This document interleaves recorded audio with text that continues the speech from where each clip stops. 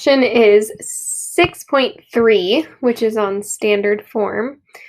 So we're going to go ahead and start. So standard form is something that we have looked at in other sections in the beginning of this unit, but we're going to look at it in more detail.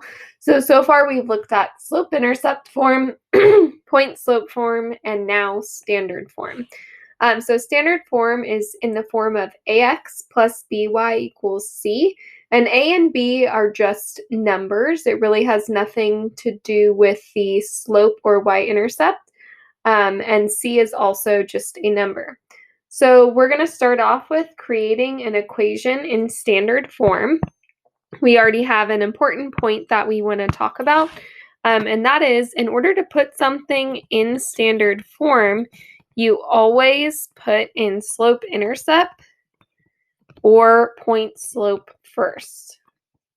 So that's something that's kind of unique about standard form.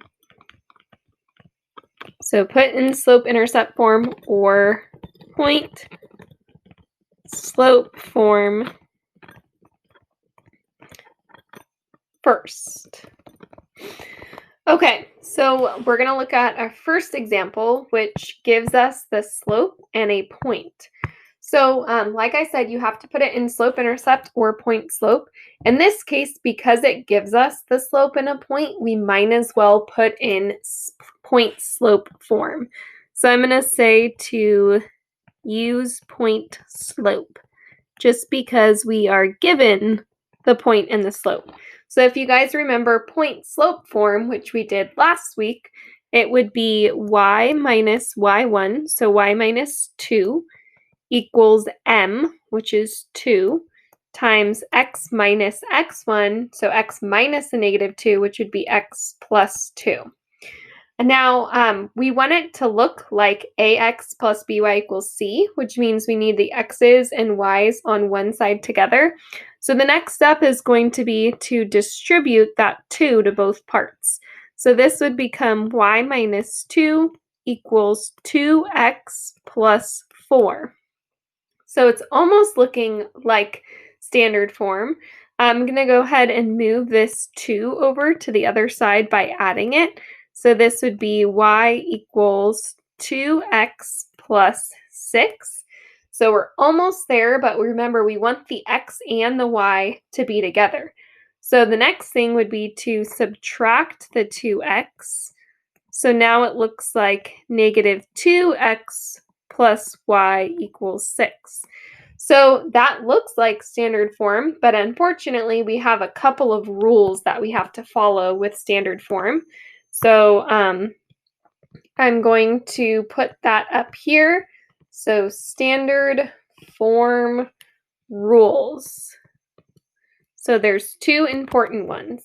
The first one is you can't have a negative a value. So meaning that first number in front with the x can't be negative, and you can't have any fractions in standard form. So if you have fractions, we have to get rid of them. So in this case, we have a negative a value. So what we do to get rid of it is we multiply everything by negative 1. So then the standard form would be positive 2x, a negative y, and a negative 6. And now we have it in standard form. Okay, so looking at this next one, we're given 2 points, and we need to put that in standard form. So again, we can use point-slope form, or we can use slope-intercept form. Regardless, we have to find the slope. Because we use point-slope form, I'm going to use slope-intercept form this time. And the reason why we have to put it in one of these forms is it's the only way to get it directly into standard form. So we're going to find this slope first, and we hopefully remember that. You take your second y value, subtract your first y value, over your second x value, subtract your first x value. So you have 4 minus a negative 1, which is 4 plus 1, which is 5, and 0 minus a negative 2, which is 0 plus 2, which is 2. Okay, so now we have the slope And looking at these points very carefully, we actually already have the y-intercept. So I know that the y-intercept is when x is equal to 0. So I could put this directly into slope-intercept form. 5/2 x plus 4. Now, if I didn't have the y-intercept, I'd have to write 5/2 x plus b. And then what I would do is go back and plug in a point to find b. But since we do, we might as well take advantage of that. So now I'm going to move that 5/2 over. So we have negative 5/2 x plus y equals 4. Now, if we look back to our standard form rules, we can't have a negative a value and we can't have fractions. So this one kind of makes it false for both, so we have to fix that. So in order to get rid of the negative a value, I know I'm going to multiply by a negative number. Now, to get rid of the fraction, you always multiply by whatever the denominator is. So if I multiply the whole thing by -2, it will actually take care of that. So this would become 5x, then this would become -2y, and -2 times 4 would be a -8. So this would be your final answer. Okay, moving on to this one. So we will first find the slope regardless. We know that we have to find that. So I have 1 minus 7 over 3 minus 5. So 1 minus 7 is -6, and 3 minus 5 is -2. So I know that the slope is 3. Okay, so I'm going to go ahead and use slope-intercept form just because last time we already had the y-intercept, so this time we don't. So I'm going to say, okay, we have y equals 3x plus b, but I have to find the y-intercept, so I'm going to plug in a point for x and y to solve for b. So I'm going to plug in the 1 for y and the 3 for x. So this would be 1 equals 9 plus b. I subtract 9, so I get b equals -8. So now if I write this in slope-intercept form, I would have y equals 3x minus 8. And to put this in standard form, I would want to move over that 3x. So it would become -3x plus y equals -8.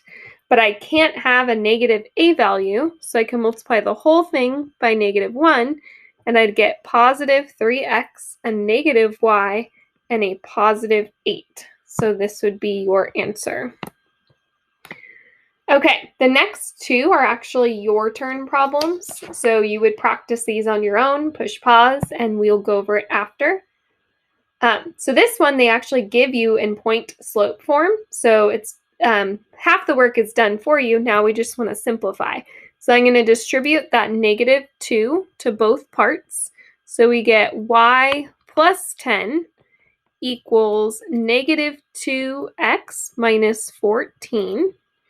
And then I'm going to subtract the 10 over. So I get y equals -2x minus 24. And then I want to move that 2x over. So I'd get positive 2x plus y equals -24. I don't have any fractions and my a value is positive. So this time I don't have to do anything. All right, next one. So I want to find the slope first regardless. So I have -3 minus -7 over 2 minus 4. So -3 minus -7 is -3 plus 7, which is 4. And 2 minus 4 is -2. So this would be -2. I'm going to go ahead and do slope-intercept form just because we just did point slope form. So this would be y equals -2x plus b, and then I can plug in a point. It doesn't matter which one. I'm going to plug in -3 for y and 2 for x, and this will allow me to solve for b. So I get -3 equals -4 plus b. I can add that 4, so I get 1 is equal to b. So I know in slope-intercept form, I would have negative 2x plus 1, but I would add that 2x to the other side, so I get 2x plus y equals 1. So now you have it in standard form. So that is everything for standard form.